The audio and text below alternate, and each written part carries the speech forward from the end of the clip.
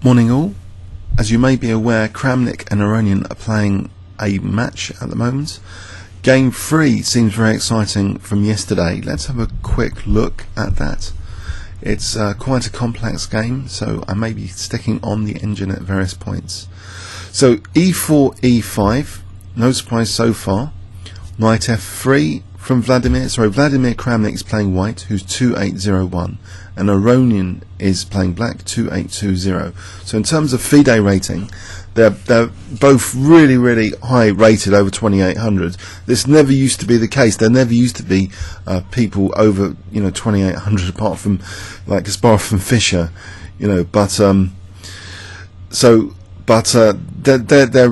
they're playing this friendly match, and it's really I think hotted up because of this particular game. So knight c6, and now a first surprise here. Instead of the standard Ruy Lopez move, bishop b5, Vladimir varies now with knight c3 and is inviting what now becomes the 4 knights variation, because there are actually literally 4 knights that have been developed, as well as the centre pawns. So symmetrical, but white is the first to break out in the centre with a powerful pawn break to kind of liberate the white pieces. d4 extends the scope of this bishop, extends pressure on the d file now, but maybe if when black takes, black will get pressure on the e pawn potentially, as well as a target temporarily on d4. So e takes d4, knight takes d4. Okay, and this target on d4 is used now with bishop c5 in one go. Bishop e3, bishop b6, because actually there was a threat of knight takes c6 and bishop takes c5. So something has to be done about the bishop on c5. Black doesn't really want to play knight takes c6. White will end up with a comfortable position there. So keeping that tension, not minding double pawns, that will give black more dynamic play if knight takes c6. So basically here, white plays queen d2. And it's a really exciting concept from white. If it was in the Ruy Lopez beaten tracks, we might have had the Russian system. We might have had very solid, game protracted. But here we're going to get, actually, after black castles, castling on opposite sides, and this often livens up the games when players castle opposite sides. So white is further sort of intensifying potentially that d file pressure. And black's got the semi-open file to work with, and black immediately uses that with rook e8. Now if we observe this position, we note that there's this potential for a very dangerous looking pin on f6, more dangerous because this bishop is over here. It can't go to e7. It's not going to reroute later to g6. It's stuck over here, putting some pressure on d4, but this is a bit of a tactical liability, potentially, this knight. But for the moment, black's putting pressure on e4, and the bishop is putting pressure on d4. So white neutralizes the pressure on e4 now with this next move, f3. Okay, so it looks like the classic pawn structure being used against the Sicilian dragon or in the English attacks.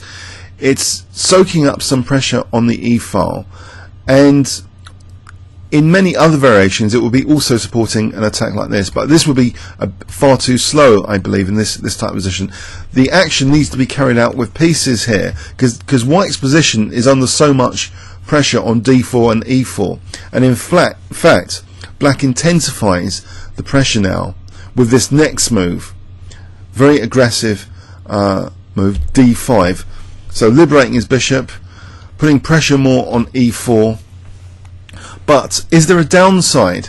Is this diagonal still a bit of a liability in this variation now? Because there's a forcing move available to white here. E takes d5, which is played. E takes d5. Tactically, this is not fooling for rook e3, I believe, because in this position, I think queen takes e3 would be okay. Let's just engine check this. Queen takes e3, or even d takes c6. but queen takes e3 is playable here, with the rook now protecting d4. So tactically that's okay. And then we have knight takes d5. So a very interesting situation where bishop g5 is actually given as the very strongest move now, and that's used. Another very forcing move. If white plays knight takes c6, there might be bishop takes e3 here. Let's have a quick look at that. Knight takes c6. No, not bishop takes e3. B takes c6 is apparently best. Bishop takes e3. White will be better by a lot. Knight takes d8. Be ending up probably a piece up.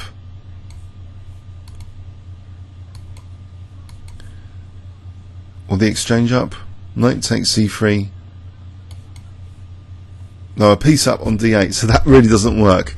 So in this position, after knight takes d5,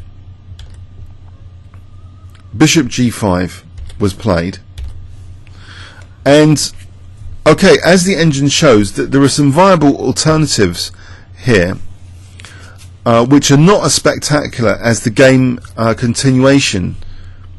Now f6 looks like a move to which most players would dread playing, because it like weakens this diagonal, but apparently it's like third best so far. There's also knight de7 as a move, but white might be able to apparently gain a small tiny advantage, which is knight takes c6. Let's say the exchange of queens. Let's go with B takes c6, otherwise knight d5 might be embarrassing. Knight d5 there would be a small edge. So B takes c6 might actually be the lesser evil. Bishop c4, we have a slight advantage for white. But actually, okay, so we have a few moves. We have knight f6 as well. And then knight takes c6, slight advantage to white. Only fractional though. Bishop e6, you know, black should be able to be okay there. And bishop g6 looks the ugliest of the lot. And it looks as though, you know, what about this diagonal? But bishop c4 might be the strongest move, in fact. So bishop e6 is impossible because of knight e6 and d5 collapsing. Knight d4, knight d5, bishop e6. Now in this position, bishop f6, knight b6. Let's go with a b6, queen d4. White ends up better apparently in this rook and pawn ending. So what was played, which was remarkable, and which is why I'm showing you these various options here after bishop g5, the remarkable move played was actually knight takes c3. It's not really in engine radar. Knight takes c3. There's queen d7, knight c. Oh yeah, knight c3 now. Look, fifth. Knight takes c3. You can't really see it. Maybe I can show you here. Fifth. Knight takes c3. So maybe this was a preparation. So let's close that off. So we're in for a very fascinating game now, triggered by this queen sacrifice, because the queen was attacked.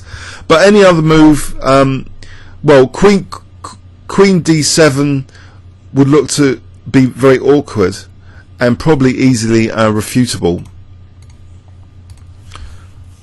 Let's just check once more. Queen d7, knight takes c6. Queen d7 is also actually, apparently, it's not incredibly bad. Maybe one of the worst could be queen d6 as an alternative here, because this is running into other things. Knight db5, and then d5 is dropping. So that's the actually seems technically almost playable. But okay, we're going to go in for the queen set now.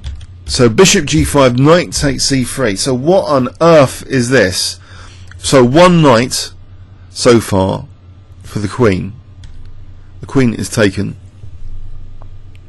Not too much else. You can't take there because queen g5 tech. Don't want to wreck your pawn structure. So the queen has to be taken, one assumes. Knight takes d1. So there's knight and rook for queen, but also d4 is still under fire. And if the knight ever takes, there's also potentially bishop e3 skewing the white queen to the king. So in this position now, this is a tricky position. What does white actually do here to avoid a bad scenario? Say c3 looks actually terrible, and let's check this. You know, rook takes d8 looks atrocious because of knight d4 here, and this kind of situation looks like end of game, with the white king in the centre getting, you know, two bishops and a rook, or a bishop and quite a lot of pieces after the bishop drops. But let's just verify that c3 is actually impossible here. If c3, yeah, rook takes d8 is one of the strong ones. Knight c3 might be even stronger. So as I just mentioned, rook takes, queen takes, knight takes d4. Oh, with queen takes, that's much better improvement. So we'd have rook, two rooks, two bishops versus the rook, two queen and bishop. Now here, black apparently is doing okay. There's a threat now on that pawn which can be parried with b3. If that pawn's useful to bring out, we'll just get the rooks in for the attack. Rook d6 threatening rook c6. So this kind of position would be an advantage to black anyway. There's adequate compensation. That would be a disaster, of course. King takes d1, as mentioned before. Knight, that's an absolute disaster. So queen takes d1 would have to be played here. So c3 isn't that palatable for handling the position here. Bishop c7 looks to be almost like the second most accurate move. No, becoming the most accurate move, unbelievably. Bishop takes c7. So the bishop, instead of allowing it to be captured on d8, it's taking that c7 pawn. What other alternatives were there? Bishop g5, knight d4, as we see here. So here are the lines of alternatives. Bishop h4, given as perhaps one of the strongest moves. Knight takes d4. So let's assume now actually taking with the king might be better here, apparently. Bishop e6. And white might be okay, remarkably, but it looks weird, this position. Absolutely weird. Strange position to handle. Bishop's like being unimprisoned by this a5, a4. So let's go back. So bishop takes c7 was played, and we get a strange material imbalance now. Bishop takes c7, apparently like the strongest reply was played here. If bishop takes d4, queen takes d1, this looks to be a clear advantage for white over a pawn technically, but is it easy to play? That's another key question about this use of engine analysis. Is this position easy to play? Probably. If this is occurring, then the c file is shielded, so it's not that difficult to play. It might appear. So basically, bishop takes c7 was played, and now we get this interesting material balance. So knight takes c6, one of the strongest moves by Vladimir. Now the knight moves here, instead of taking on c6, which queen d1, that's possible, but queen d1 takes d1, bishop e6, white might be okay here without too much difficulty. With the c file shielded, it's more cozy than black would hope.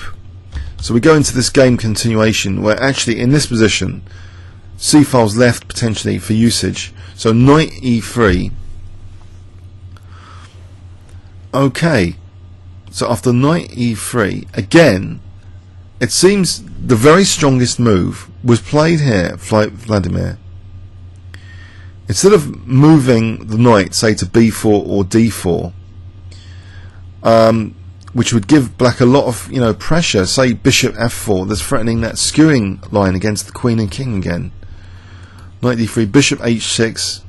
Even if it's shut down, there's this c file which isn't as cozy as when there's a black pawn on c6. So this could be quite unpleasant.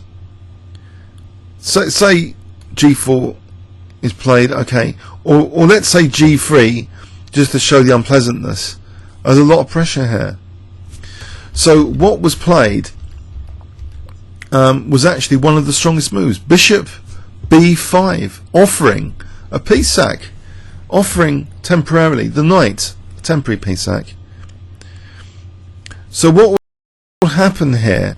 Well, actually, in the game, it seems now a slight technical slip up. It seems as though bishop f5 might be stronger than what was played on brief analysis. Bishop f5, just letting the knight, come back, and now bishop f4. So a very dangerous, threat to win the queen, leaving bishop and rook attacked. So bishop takes e8, knight takes g2. So maybe giving the queen back leads to an advantageous position, but it's pawn up. Maybe it's not enough to win. Maybe this is drawable. I mean, less than half a pawn. So okay, it's really complex, this game and this dynamic compensation. Bishop b5. Apparently bishop f5 might be technically better, but not much in it. B takes c6 was played. Now after bishop takes c6, we have two rooks attacked. We have the threat of rook e1, nasty pin on e8 as well. Knight c4 attacking the queen, looks logical enough. And then bishop e6, and then we get this remarkable situation now. The dust has settled, or has it? After bishop takes e8, another surprise. Instead of an ordinary recapture, attacking the queen first. Now finally an ordinary recapture. Rook takes a8, and we have here, technically it's white's that's doing okay, but there's a lot of problems to solve in this position still. So, but Vladimir, I think with his bishop b5 move, has reached a position which might have been it looks as though it's tricky for black, but okay, let's see. Rook e1 looks like a logical move, immediately threatening actually. Rook takes e6 and queen c4. Levon attacks the queen, not giving white too much time. Now queen e4 was played.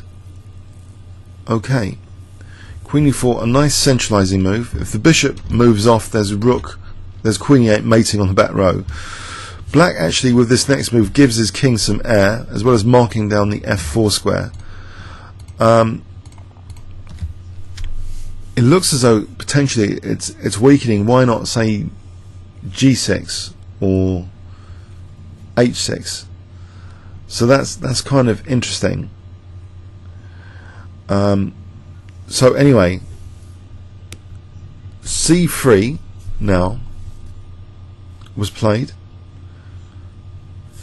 So what is the idea of this? It stops the use of the d4 square, which might be useful for black.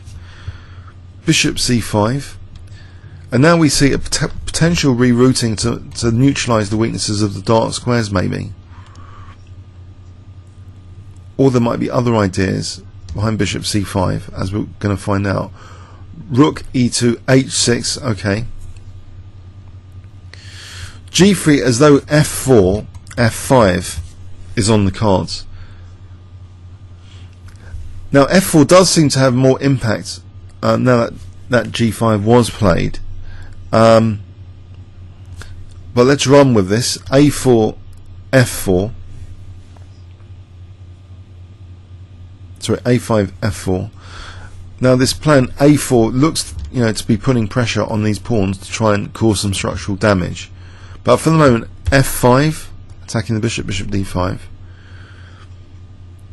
And now queen, this bishop d5 does mean there's a potential pin, which looks very handy. Queen d3, potential useful pin on bishop against d8. Now a3, it seems, can be handled here with b3 and then maybe c4. Bishop b6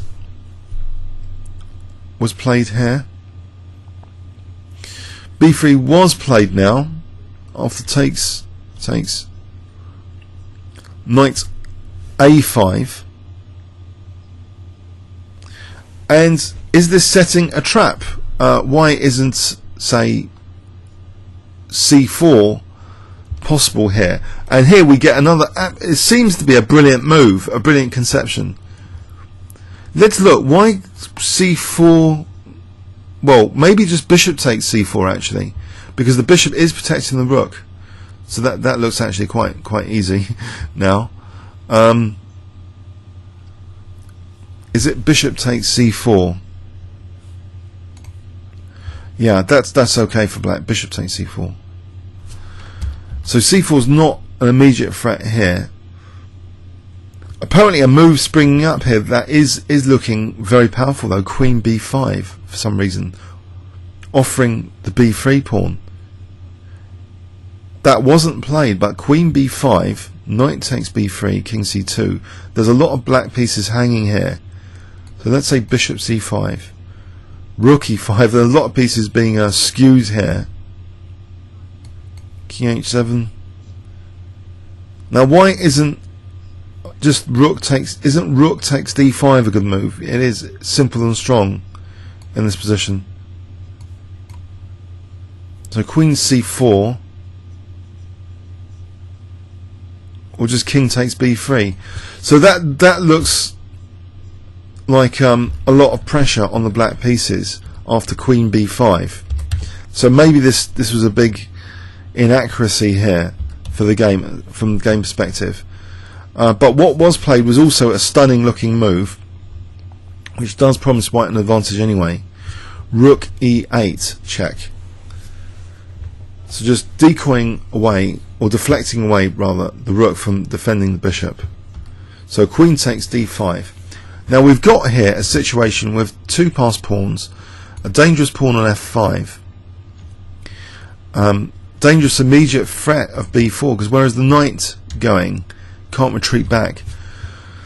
Rook d8, okay, not giving white too much time. Queen b5 attacking bishop, bishop's protected. King c2. It looks as though the worst is over for white here. The queen versus the three pieces. In theory, they balance out the queen. 5, 8, 9, 10, 11, queen. Some sources usually give queen 9, sometimes even more generous 10, but still, in theory less. But in practice here, we've also got these extra two pawns over here to balance the situation. And they cause a nuisance. b4 now, chasing the knight back. c4, threatening now c5. How can these pieces cope? And the rook is driven very awkwardly, because also if the bishop, well, c5, if the bishop moves, then it looks as though the knight's dropping. So this next move, well, this is looking to be very critical for black, this position already, for how to avoid losing material. Black played a very awkward looking rook move, but probably one of the better moves. Knight d8 might also have been, but it's looking bad. It's looking +2, +3 for white now. After knight d8, queen e5 apparently is good. So this move rook f6 looks very awkward, and it looks as though doesn't c5 just crunch black because the knight's there. c5 does look like a strong move.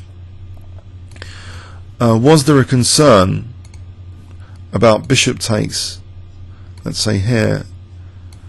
It doesn't look too much of a problem, this position. But it looks as though potentially maybe Vladimir was concerned about a fortress draw possibility here.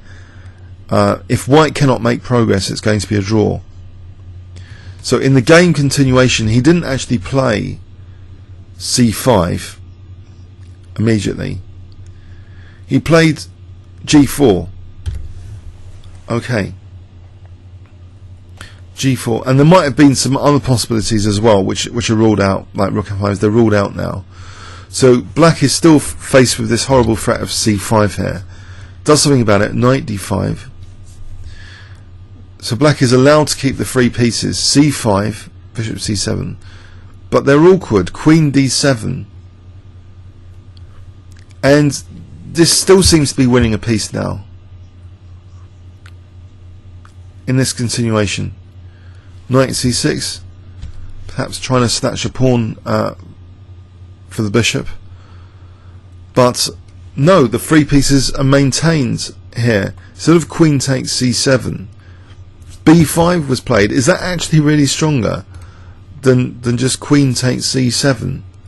Queen takes is also looking technically strong, but it might be some sort of fortress. b5 is actually the very strongest move here, it seems, that Vladimir plays. He's probably careful, you know, queen takes c7, there might be some sort of fortress being set up where white is unable to make too much progress, but it seems, you know, there might be a way. But b5, okay, still keeping that tension of the three pieces versus queen scenario, and this looks as though it's getting worse now. Finally a minor piece is taken, but the bishop here, okay, after knight takes b5, queen e5, and we have a very nasty pin on the rook, and the knight cannot go back on this diagonal. So where is the knight going back? It stumbles back to a7 here. Black hasn't got too many moves, and now we see the move king d3, and actually Levon resigned here after king d3. So let's see why. How could the fortress be broken here? Let's say knight c6, queen c3. So with this very nasty pin, black hasn't got too many options. Carry on moving the knight, say. King can come in. Knight c6, king d5, check. King e4. Right, that's not making too much progress.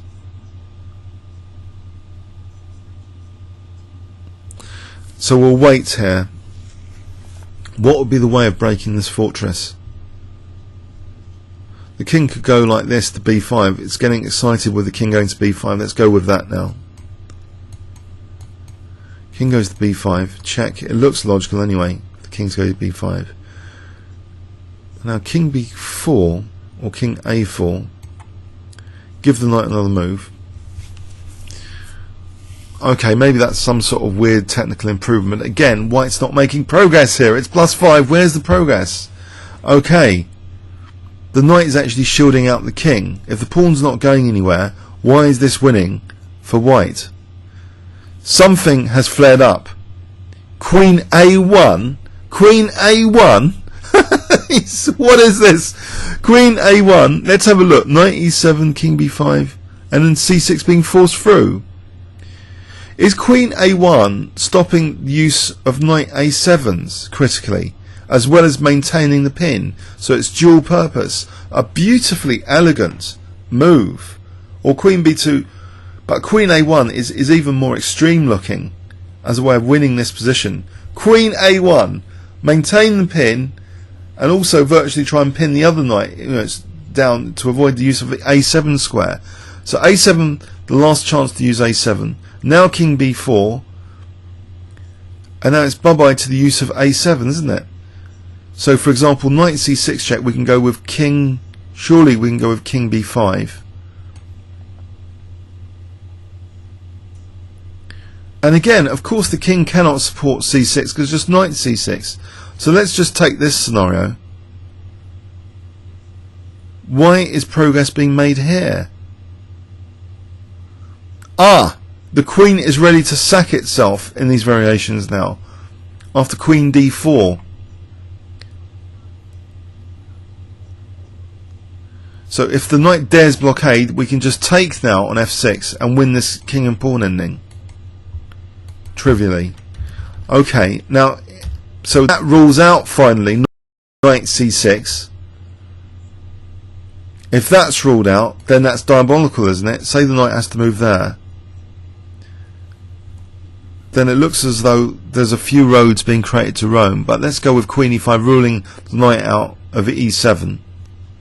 And now just c6 trivially winning, I assume. c7 just trivially winning. So that looks as though this pin, combined with some nice queen moves, can rule out some knight possibilities and can set up a queen sack to stop this blockade fortress knight c6 here. Fascinating. So actually let's just review, just rewind slightly for the genius of b5. When b5 was played, would it have been a complete muck up to have played here queen takes c7? Or would we have arrived at the same sort of scenario? Well, there's no pin here, and without that pin, without the queen pinning the rook, is this going to be a harder task, or can it arrive at the same situation? If it arrives at the same situation, then one would argue, isn't black still sort of doomed here? If we arrive at this same solution of queen a1 or queen b2 to rule out the queen, to rule out the knight movements on the queen side. So if we arrive at that situation anyway, you know, maybe b5 was great. It got the pin faster on the rook on f6. So a fascinating game for the imbalances, and almost like fortress situation, how that would be broken down in theory, but it wasn't played out. It wasn't demonstrated. Okay, so let's have a look in overview and summary at this game. So I think it's one of the most exciting games, so I thought I couldn't resist. I'm going to have a look at this. So queen d2, exciting opening, both sides castling opposite sides of the board. Pressure on d and e files getting really intensified now after d5. White hasn't got too many options here really. After d5, e4 was going to collapse, I think. So I think bishop b5 is too slow here. But so e takes d5, and we get this spectacular queen sack. There were various alternatives here, including the ugly-looking f6, including the weird-looking queen d7, and the simple knight retreats, knight e7, knight f6. But no, the queen sack was chosen. Knight takes c3. Amazing. And it seems Vladimir's played some very good moves in response. Bishop c7 looks like super accurate move, and knight takes c6, but a really stunning move here is played. Bishop b5. He's trying to minimize the black counterplay for this queen sacrifice, and he seems to pull that off. So after queen d4, it looks as though the black counterplay isn't too horrific here. The queen for 3 pieces, and there's some nice threats for black to deal with now. Rook e6 from the white perspective, and queen takes c4, and now the bishop's like virtually pinned. This g5 looks to me a little bit weird. I would wonder why g5 was played and not say h6, because if you look at the impact of g5 later, there was a horrendous pin on f6. If a move like g6 or h6 was played, it looks less radical for giving the king some air, and engine seems to like h6 or g6 maybe a bit better than g5. I don't think g5 is particularly even listed by an engine here. It just looks a strange move from Levon to play g5, almost like a smack of like arrogance about it, that as though the 3 pieces are more than enough for the queen to play g5. Why not the safer looking g6 or h6? Or there's other moves, even rook d4 and then g6. But just if to give the king some airs, a move like h6, and we would have had, you know, maybe a more difficult task. c3 rules out the use of the d4 square, and it seems to be an important concept actually that the engine likes to make use of c3 in this position. Interesting. So let's go on. So the radical looking g5. So it does weaken, you know, some squares, maybe more than needed, and provide a biting point for a later, you know, f4 plan. Okay, that is ignored, you know, the f4. You know, it's not as if it's a major tempo gain here, but you know, having to support the pawn with h6 though is a bit more committal than it maybe needed to be. And now after f5, what we have this situation where this pawn is kind of space gaining here. Queen d3, and it just looks like a very, very tricky position now for black to play with. Okay, he's unpinned, you know, the bishop is free to move after bishop e6, but these queenside pawns are a problem. And in fact here it seems okay, rook e8 was very, very good. It was second best engine move. Queen b5 even more incisive here. So queen b5 would have given black a lot of problems, it seems. If this is the position, yeah, queen b5. It seems that would lead black into trouble, into big trouble. Also b4, but rook e8 is up there for just simplifying the position, sacking the exchange. So we get queen versus rook, knight and bishop, but we've got the 2 pawns, passed pawns on the queen side. And we get a very interesting scenario here where black is being put on the back foot. The rook cemented in with g4 now, so that pawn's very useful, as it turned out here, for locking in poor rook on f6 as prisoner. Okay, so now we get this idea of pinning the rook, and black shortly resigned. I think resigned after king d3. Okay, yeah, immense game there. Tactically really complex, very fascinating kind of queen versus minor pieces imbalance. And some fascinating moves would be needed to break down this fortress in the final position. Okay, comments or questions on YouTube? Thanks very much.